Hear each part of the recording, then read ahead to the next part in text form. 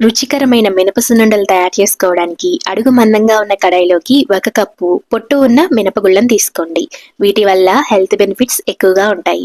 వీటిని సన్నని మంట మీద బాగా ఎర్రగా వచ్చే వరకు వేయించుకోవాలి.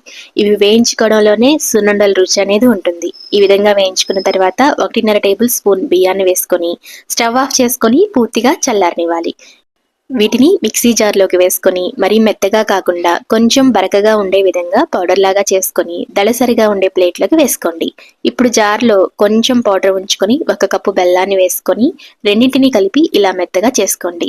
ఈ బెల్లం పొడిని మినప్పిండిలోకి వేసుకొని రెండూ బాగా కలిసేటట్టు చేతితో నలుపుకుంటూ ఎలాంటి ఉండలు లేకుండా ఈ విధంగా మిక్స్ చేసుకోవాలి.